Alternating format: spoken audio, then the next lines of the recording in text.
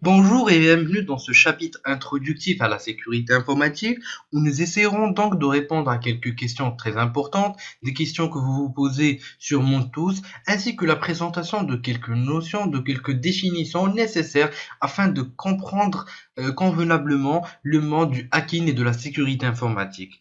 Nous allons commencer donc ce chapitre par cette présentation sur la raison réelle, donc la portée réelle de la sécurité informatique est de répondre donc à une question qui est très importante, c'est pourquoi la sécurité informatique, en quoi ça sera bénéfique pour votre entreprise, au sein de votre SI, ou encore pourquoi instaurer une politique de sécurité ou des mesures de sécurité au sein de votre projet.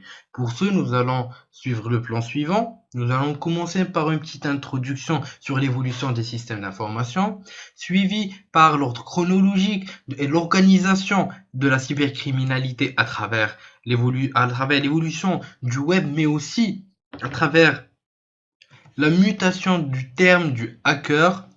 On verra aussi un état des lieux des réseaux mondiaux ainsi que quelques statistiques pour pouvoir nous situer dans un milieu réel.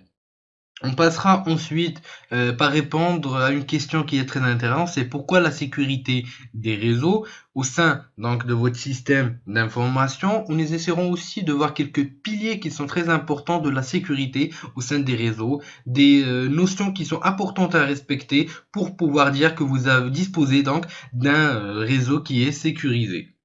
Nous finirons notre présentation par une étude des causes des vulnérabilités, les différentes causes qui existent pour justifier la présence d'une vulnérabilité au sein applicatif ou encore au sein de votre SI. Les systèmes d'information ont suivi une grande mutation, donc une grande évolution à travers le temps et font désormais partie d'une façon très importante de tout organisme, que ce soit entreprise ou encore administration, gouvernement ou autre. Les services assurés par ces derniers sont de plus en plus critiques et la perte en matière de disponibilité est vraiment quelque chose d'inacceptable. L'environnement concurrentiel constitue aussi bien un point qui est très dangereux, qui est très important, puisque les informations que vous détenez peuvent être très utiles pour tout ce qui est concurrent. Ces personnes, grâce à de l'espionnage, du piratage ou encore une fois du sabotage, peuvent causer des dommages très importants au niveau de votre entreprise. Donc, assurer la disponibilité, l'intégrité et la confidentialité de vos informations et donc de votre système d'information est quelque chose de crucial et quelque chose de plus que primordial. Sans oublier qu'au niveau des menaces, il y a une évolution qui est très importante. Donc on a des failles qui sont de plus en plus sophistiquées, des techniques qui sont en continue évolution et disons que les experts en sécurité en cyberdéfense n'arrivent pas encore à devancer les pirates informatiques. Et donc les risques de dysfonctionnement des processus critiques augmentent en adéquation avec ces techniques. La maîtrise et la prévention de ces risques deviennent donc indispensables. Une prévention qui peut se faire avec des tests de pénétration, avec une veille en sécurité informatique. On verra tout ça dans les prochaines présentations. Comme dernier point, il faut spécifier que les obligations réglementaires et légales sont en train de se généraliser. Ainsi, les responsabilités juridiques se précisent, ce qui n'a pas été le cas dans les années précédentes. Donc on a une précision des responsabilités juridiques qui est en continue évolution. La cybercriminalité s'est vue grandir et de changer carrément de concept. Avant 2004, nous avons eu le vrai concept du hacker. Le hacker était un bidouilleur, un challenger qui aimait prouver ce qu'il voulait, ce qu'il pouvait faire, montrer à quel point il pouvait jouer avec tout ce qui est informatique, tout ce qui est électronique surtout. On avait principalement des modifications de sites web, des intrusions qui sont très simples par jeu. Les publications étaient gratuites et complètes sur Internet, donc il n'y avait pas une mentalité de gain et d'escroquerie. Mais avec l'évolution de web, et surtout que L'Internet est devenu un supermarché virtuel. Ça a donné naissance à un nouveau genre de hackers, des hackers qui ont pour seule motivation le gain économique et l'escroquerie, ou soit pour gagner de l'argent, ou encore juste par pur plaisir, ils voulaient escroquer juste pour satisfaire leur ego. On a l'exemple de quelques types d'attaques comme le vol, l'usurpation d'identité, tout ce qui est vol d'identité bancaire, fraude financière, chantage, sabotage et autres. Il faut savoir qu'Internet est devenu accessible à tous. N'importe qui, à n'importe quel moment, peut accéder à ce réseau d'une facilité qui est aberrante. Il faut savoir que plus que jamais les informations sont transférées d'un point à un autre moyennant des réseaux, sachant que Internet est le réseau le plus utilisé pour ces transferts. On a donc plus de 100 000 réseaux qui sont connectés, plus d'1 milliard d'utilisateurs, sachant qu'Internet ne dispose pas encore de loi qui la régit. Donc il n'y a pas une entité qui gère les lois concernant Internet, pas encore du moins.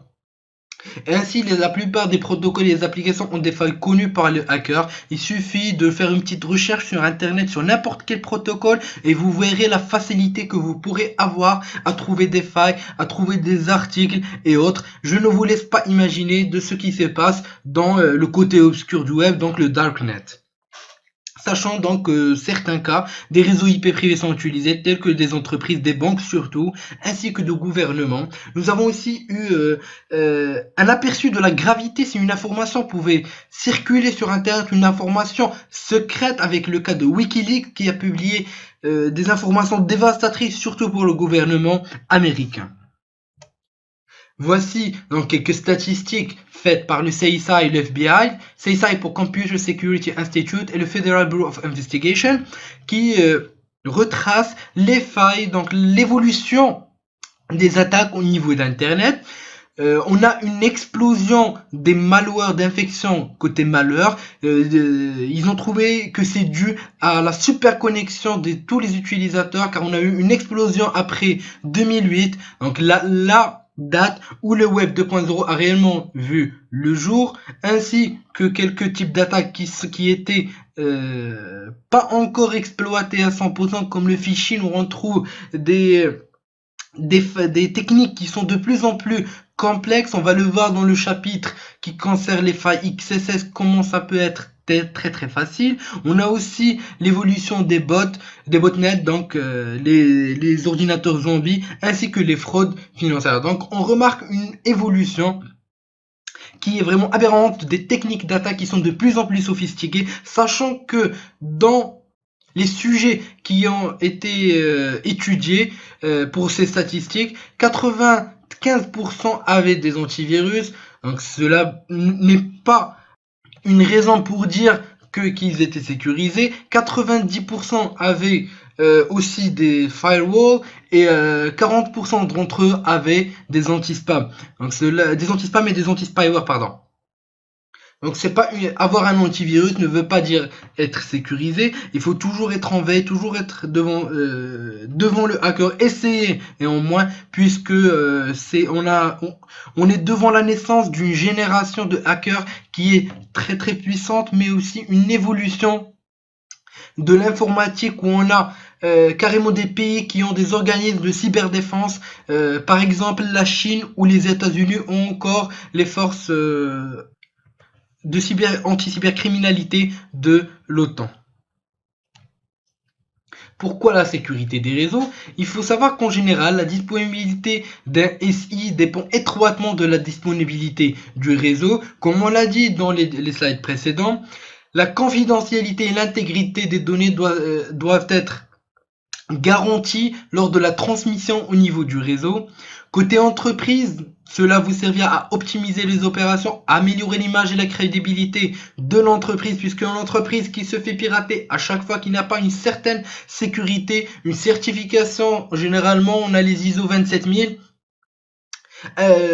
donc le client ne pourra pas faire confiance à cette entreprise. Si elle se fait hacker, elle perd son image, elle perd la confiance que le client a mis en elle. On peut aussi prévenir les pertes de revenus dues à des incidents de sécurité, comme on l'a dit, les 3 piliers: confidentialité, intégrité ou encore disponibilité. Une fois que un de ces piliers est perdu, vous perdez automatiquement de l'argent.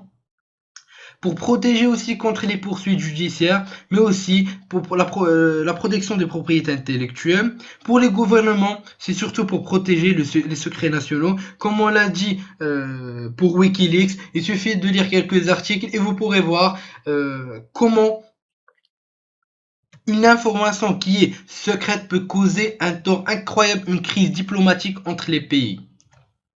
Il existe plusieurs types de menaces et n'importe quelle menace appartient à un de ces types, tels que l'interruption, l'interception, la modification et enfin l'insertion. Plus précisément, une donnée peut être sujette à une interruption, une interception, une modification ou encore une insertion.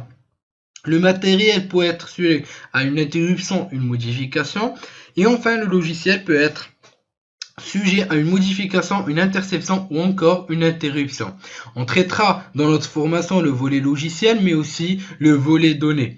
Je vais vous donner un exemple rapide côté matériel tel que n'importe quel gouvernement ou n'importe quelle structure qui se respecte et qui a des données qui sont très importantes à conserver telles que les data centers, à chaque fois qu'ils vont recevoir un serveur par exemple, un routeur ou autre, ils vont faire une étude sur ce hardware pour voir s'il y a des puces qui ont été ajoutées, si cela respecte le schéma original, car on a eu quelques cas avec des routeurs Cisco qui ont été modifiés par des hackers chinois avant qu'ils viennent d'être expédiés en Europe à des fins de cybercriminalité, à des fins d'espionnage industriel ou autres.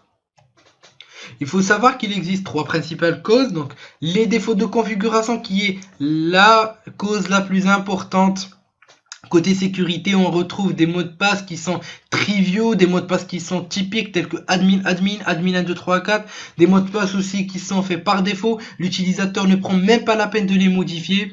On a des privilèges administrateurs par défaut, mais aussi des réseaux de machines faisant confiance mutuellement qui peuvent être des défauts de configuration. Côté failles logicielles, on a des vulnérabilités qui sont inhérentes au niveau des logiciels, qui sont faites surtout lors de la conception du design et de l'implémentation du logiciel ou de l'application. Donc on a l'exemple de quelques failles comme la faille la plus exploitée qui est le buffer overflow, la race condition, la format string ou encore plusieurs failles qu'on va voir tout à l'heure dans le chapitre concernant les failles applicatives. Côté faille système, on a l'exemple d'intégration des systèmes qui ne répondent pas aux standards de sécurité des réseaux. Donc le côté managériel, le côté organisationnel de la chose et l'implication d'une politique de sécurité est très intéressante à mettre. Donc ok, le volet technique il est bien, mais il faut penser aussi à une politique de sécurité qui est accrue.